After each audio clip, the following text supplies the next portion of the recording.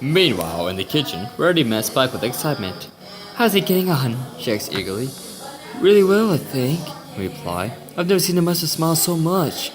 Oh, and she likes your salad, AJ. Applejack nodded. Not looking at him, she took the salad bowl from the cart. What's she like? Pink asked. She took the cake out of the oven. I haven't got a chance to see her yet. She's really nice, said Spike. And pretty. And she likes dragons. Does she now? Applejack murmured, glancing at him disapprovingly. I mean, she's a little squeamish at first, but now she and the master are talking like old friends. Ooh, no doubt they'll be wedding bells soon.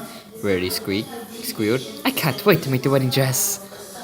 I've always wanted to make a 5th layer of wedding cake. Peacefully, she started frosting the yellow cake. We're not gonna be wearing bridesmaid dresses, Ari. Mima groaned as she wiped one of the counters clean. Think they'll exchange rings? Spike wondered as he helped himself to the leftover salad.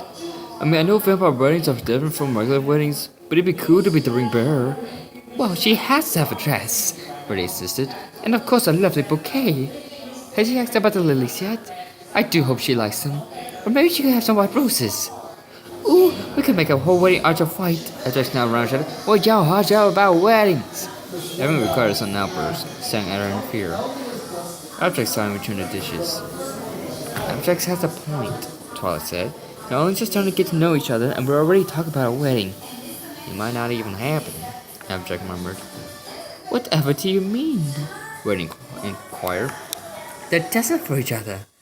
Master does convey the inclination, but that doesn't guarantee she's gonna agree to be his mate. Mortals don't have the same instincts, you know. Piggy humped. Won't you always be a spoiled sport, AJ? I'm just being realistic. Y'all should too. There was a long silence as everyone stared at the orange mirror.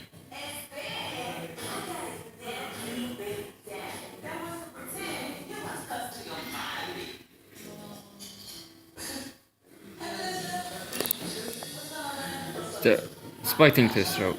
I'm going to see if Fletcher's ready for dessert. Hold on, Pete cried, carefully placed strawberries in the egg. Give me a few minutes. When Spike entered the dining room, he was surprised he had left, and not just from his master, from the guest.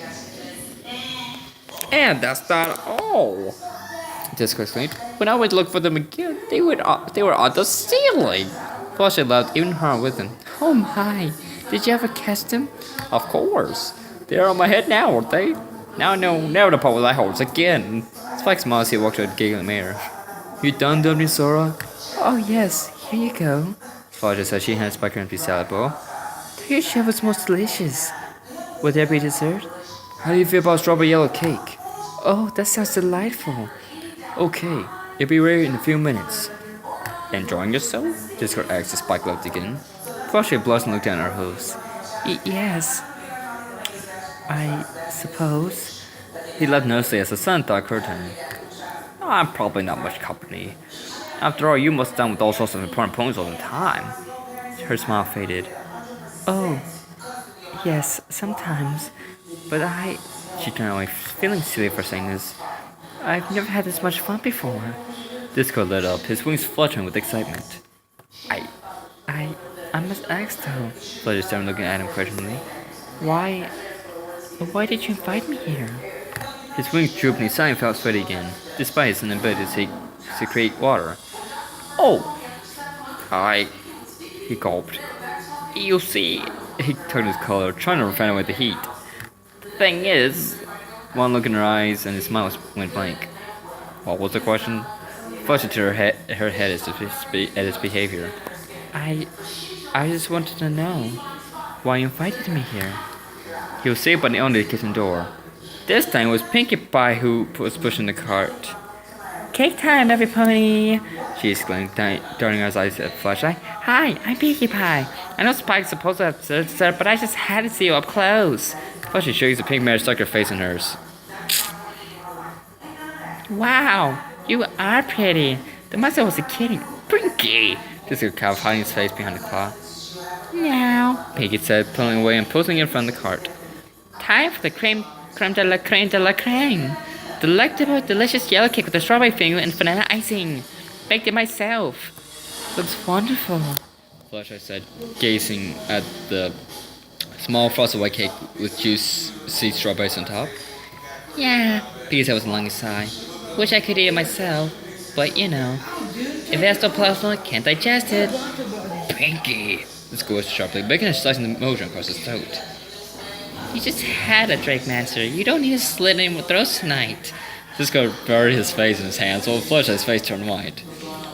Oh, don't worry, Peace noted. He doesn't actually slit any throats. He just sinks his teeth through. Oh, okay, Pinky. The guy hastily ran up to the car. I'll cut the cake, if you don't mind. Aw, come on, Spike. I was just telling Sponge about how we drink. I think there's need help cleaning up. He hastened to push the pig pony back in the kitchen. But it's really quite cool when you get to pass all the blood. The dragon shut the door to silence her. Don't mind her. She's very eccentric. He cuts his claws together.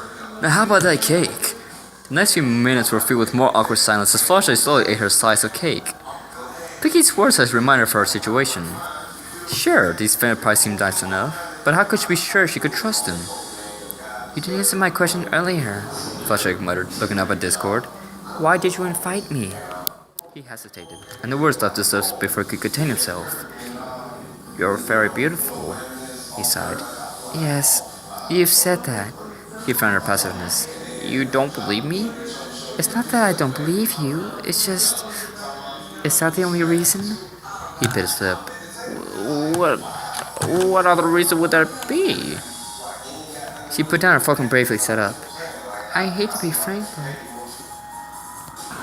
You are a vampire. He stared at her and then chuckled. I didn't invite you to a bait dinner, that's what you're thinking. He smiled at his when she didn't laugh along with him. Oh, no wonder you've been tense all evening. I can assure you, my dear. We may be vampires, but we don't drink ponies. She closed her lips. You're going to drink me and those thieves. Yes, well, we only do it on those rare occasions, like when we've been discovered or defending ourselves. But we certainly don't do it for fun. Why did you spare me then? And why am I here now? He tensed all over as he could feel her scrutinizing stare. He was so close to spilling the beans. Once again, he was able to get the door. Finished? Spike asked. Or do you want seconds? No, thank you, Fluttershy replied, giving the dragon lots of her dishes. I'm full.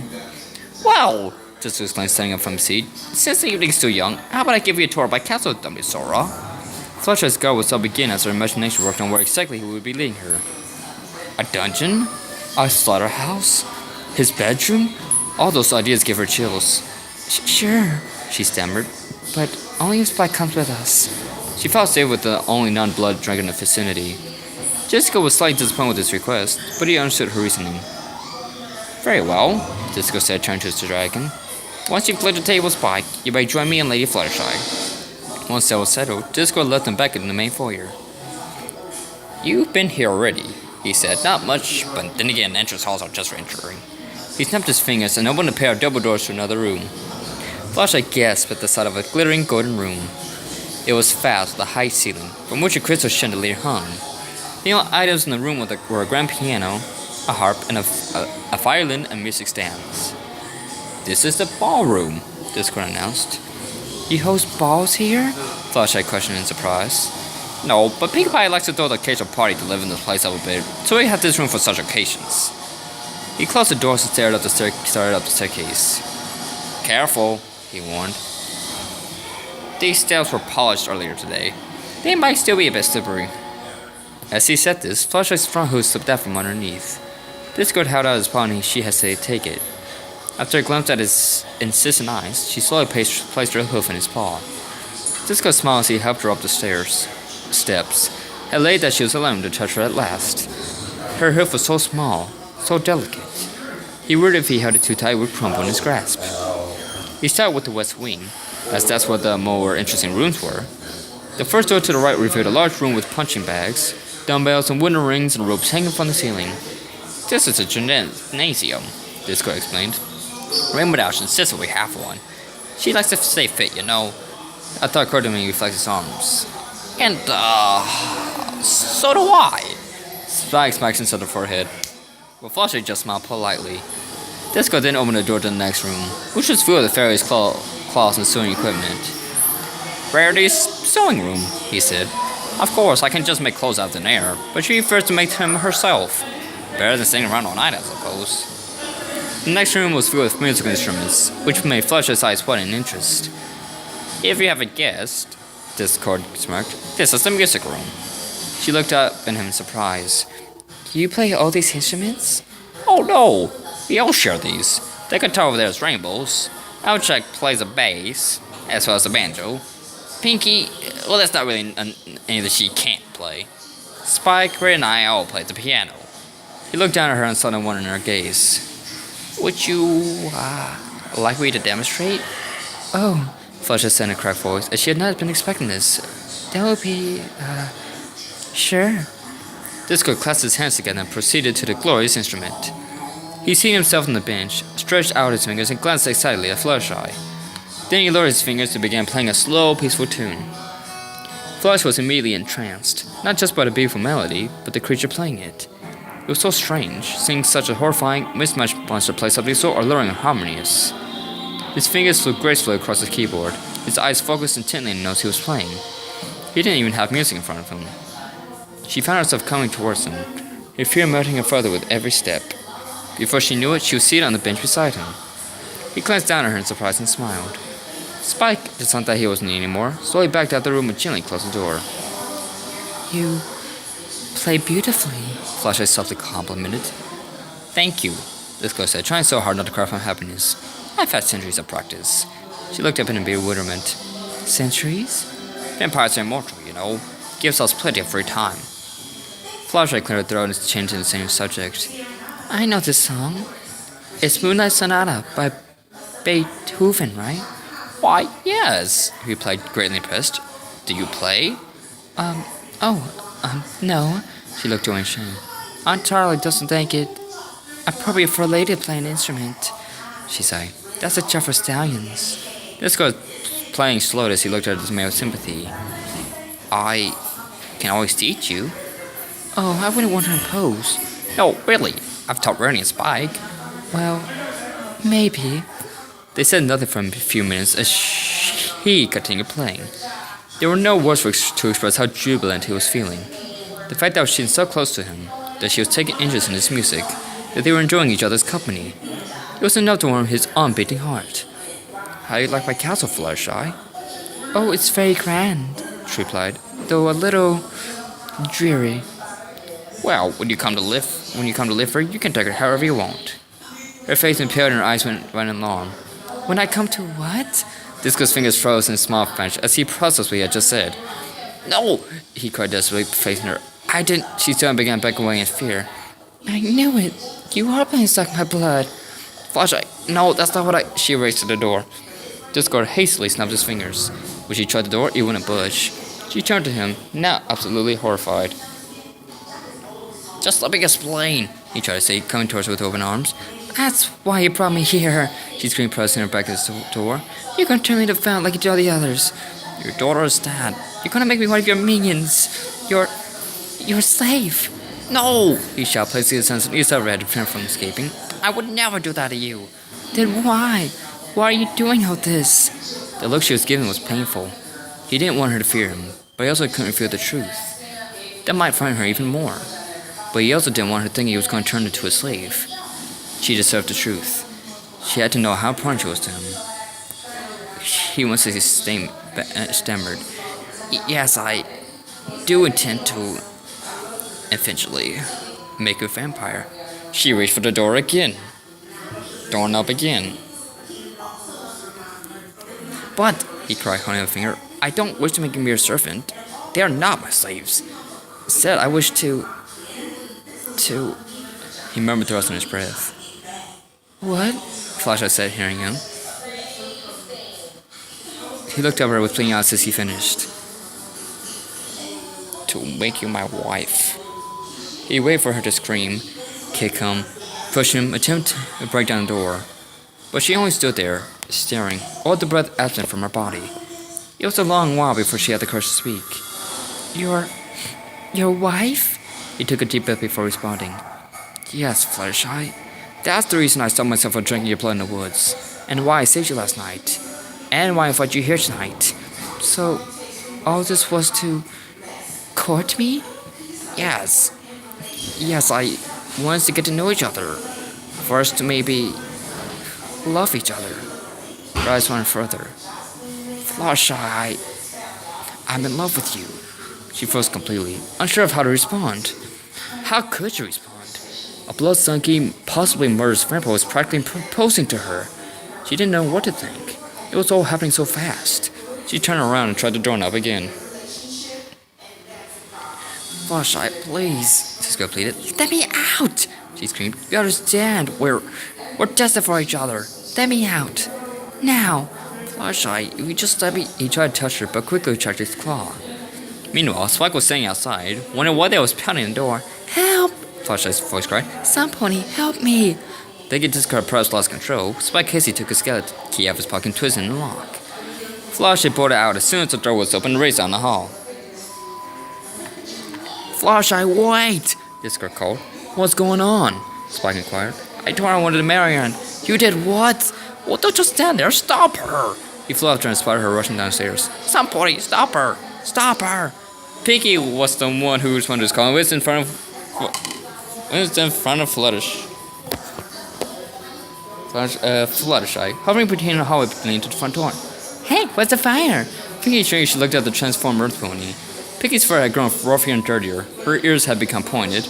Her eyes from bright blue to blood red. 2 sharp fangs hung from her mouth. But the most notable aspect of her was the enormous bat wings at her side. Pinky! Disco cried, selling his paw to his forehead. Pinky looked down at herself. Oops. The other mouse rushed in the door and guessed what the scene.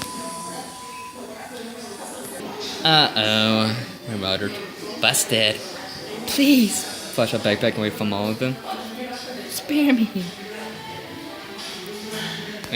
I don't want Tiny Pony. Calm down, dummy Sora, Twilight said shortly, taking cautious steps towards her. I know it may seem untrustworthy, but we truly mean you no harm. Don't give me that. You want to make me one of your own. You want to make his bride. She pointed up at Discord. The vampire mage turned him in shock. You told her? Ray demanded. Please, Flashlight, Discord shouted, ignoring as he slid down the banister. I know I'm a monster. I know I'm not what you would imagine a husband. Yes, I've done many things that would disgust you, but you must believe when I say that. Don't say it! Flashlight snapped. Turn me into a vampire. Jug on my blood if you must, but I would never be a wife. How could I ever marry a monster? He stepped back with a hurt expression on his face. Her harsh words, her hateful gaze were all so penetrating. After a while, he hung his head, turned around and flew up the stairs without saying a word. Flashlight let out the air she had been holding and stormed toward the exit. You're not going out into the forest alone, are you? Twilight asked. Leave me alone, Flashlight muttered. But it's dangerous out there.